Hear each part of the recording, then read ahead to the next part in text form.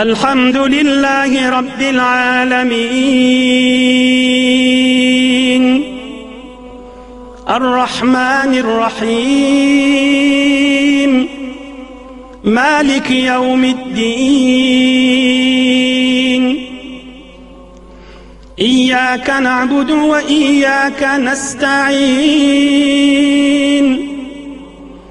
اهدنا الصراط المستقيم صراط الذين أنعمت عليهم غير المغضوب عليهم ولا الضالين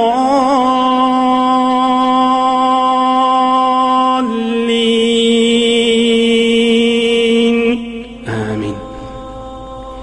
الحمد لله رب العالمين الرحمن الرحيم مالك يوم الدين. Allah'ını tanımak ilmi bularda vardır deyiptirler. Mihriban, yer göğün iyesi, mahlukatın iyesi, kıyamet günün iyesi, Allah'ın sıfatı ve kudretini tanımak. Bula bir ilim. Buna İslam akidasının ilmi değil yer. İyyâke na'budu ve iyyâke nesta'in. O da ya ibadetimiz halis senin için etmek, yine bir ibadet, İslam ameli zatlan ilmi var. İhdina sıratal mustakim. Menin kursoğumu ak yolun nuru bilen nurlandır beni. Ak hidayatta Hudayı görüyen yanık bulup, ahlakım salim bulup yaşayın. İhsan ilminin gürrünüdür. Her gaysının eteğinden 100 güçlü ilim çıkarıyorlar. 3 ilim üçüsünü Sure-i Fatiha'dan alınıyor. Bu misallara diye insanın ilminin azamatı yüze çıkarıyorlar. İmme şidret ilim çıkarmak, Allah Teala'nın kudretini feriştelere vermendir.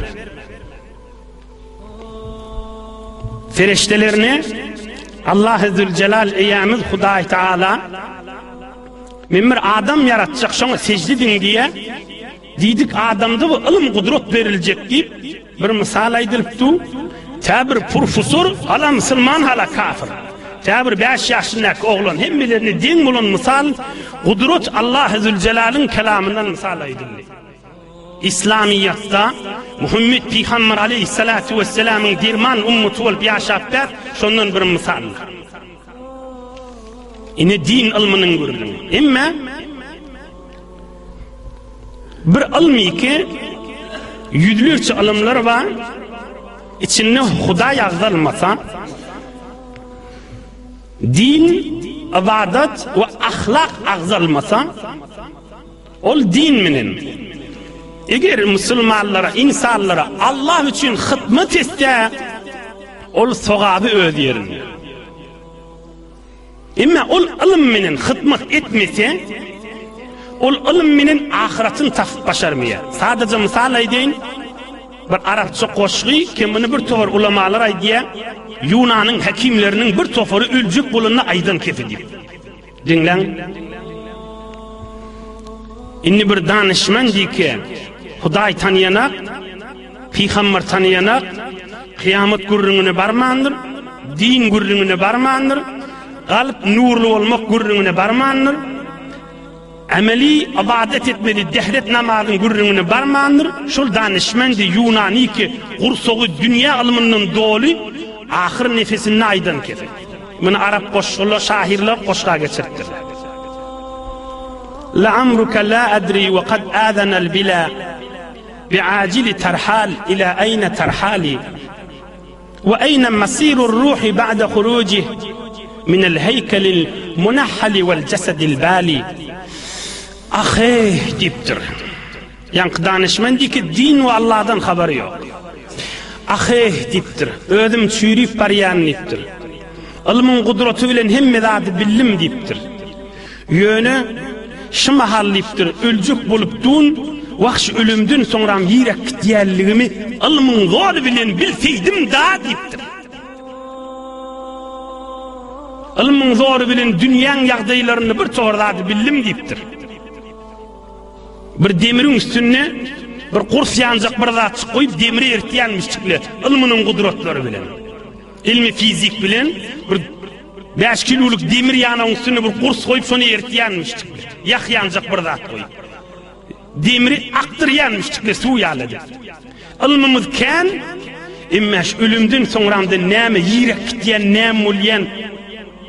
Ve ayna masirur ruhi ba'da khuruji min al-haykel al-munahhal wal-jasad al-bali.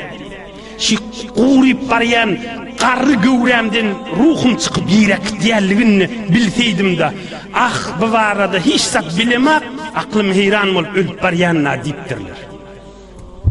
Hazreti Mevlana şunun için aydiye. Esbihimmet suye ahtar tahti, dünyanın ilmini tanıydın, Adem-i mescudura neşnahti. Ödün tanıymam var yanlıktır. Kursondaki nur tanıymam var yanlıktır. Ferişteler sana secde etti, nämeden sürümdüğünü bilmem var yanlıktır. Kursonda koyulan kadaset, mukuddislik Allah koydu, onu bilmem var yanlıktır. Allah bilen aranda irtibati ki din sen kabrindeki yağdı ve kıyametine cevap veriyor, onu eşitmeni bilmeni var yanlıktır. Onun için Nebi Ekrem aleyhissalatu vesselam bir derman sözünü ikisini bile getiriyor.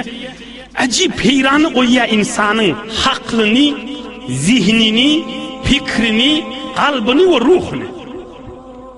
Nebi Ekrem aleyhissalatu vesselam diyor, illa min sadakatin cariye ev ilmun yuntefa'u bihi. Adam ölünden sonra amal kesilýär da, yöne sadaka-i cariyede amal kesilmeýär dipdir. Sadaka-i cariye pul bilen bolýar.